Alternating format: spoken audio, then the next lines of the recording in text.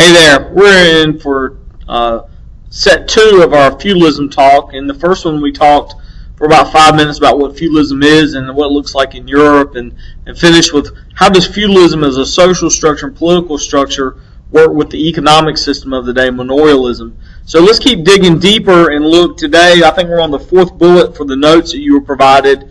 Reasons why feudal lords wanted more land.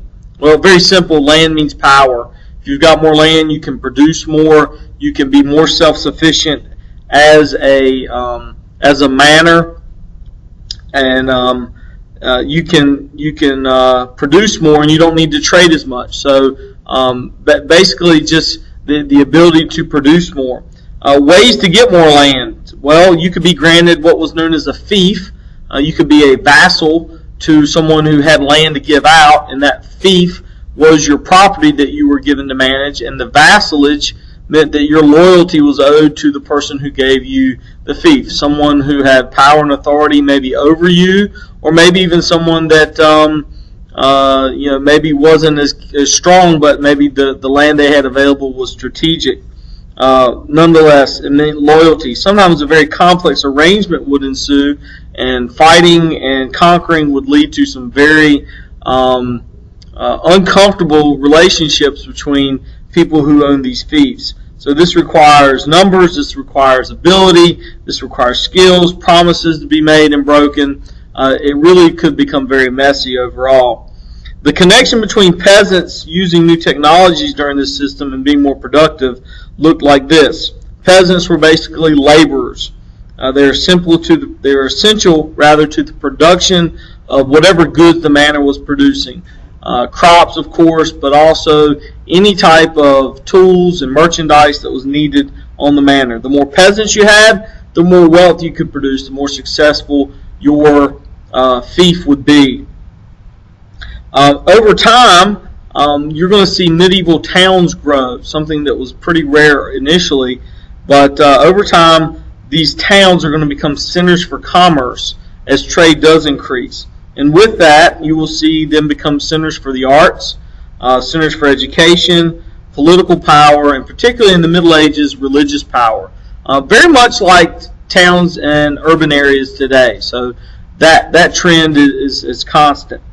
So as feudalism is going to come to a close, and we're not done in the unit, but we do want to recognize what are going to be some factors that are going to have a detrimental impact on feudalism. And they will be changes. And extreme changes are known as revolutions. So let's look at the agricultural revolution.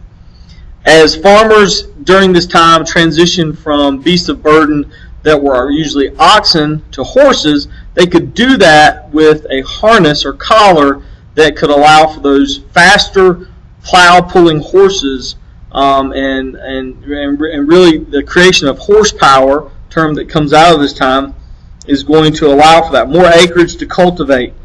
They're going to improve farming techniques to allow more fields to be farmed. The commercial revolution, and there's a pretty good imagery of this commercial revolution on page 390 in your text, is going to see expanded trade with an introduction of goods over time. Some of those goods that were being traded and created in foreign markets are going to start working their way into these feudal societies and into these towns.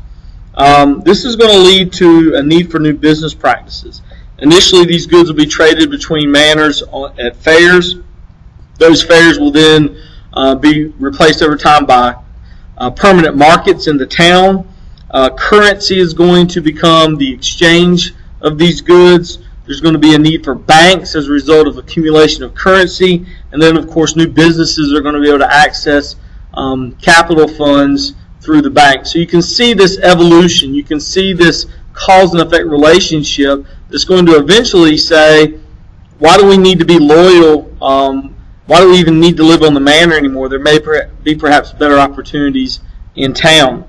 So feudalism diminishes as a result because the need for protection is going to decrease.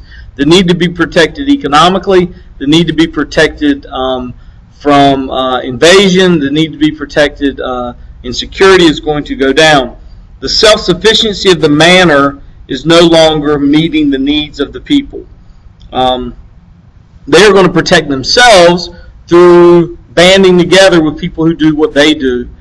Shoemakers are going to band together. Barrel makers are going to band together. Blacksmiths are going to band together. These skills or artisans are going to band together in what are called guilds. And these are going to be really the forerunners to today what we call unions, labor unions. So to finish up, the last bullet for this section is the rise of a middle class in Europe in the Middle Ages, and how does this fit? What is the fit of this bourgeoisie to feudalism? Middle class are your artisans and merchants of a society who are now living now in towns because of the markets. They were free. They weren't bound of loyalty to these nobles.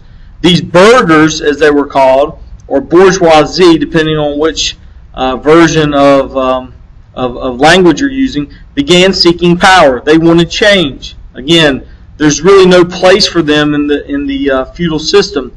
They found that they could become empowered through education, so the call for education is going to increase. This is going to grow during the Middle Ages with the increase of trade. These burghers, this bourgeoisie is going to become more important as merchants and artisans become more important. Population is going to increase with better technology for more food production. You're going to be able to make more food with less effort. And we continue to try to do that so that you can spend your time doing other economic pursuits. So how does the middle class again fit into the feudal system? It really doesn't. As towns grew and became centers of power, feudalism became less in prominence. Thank you.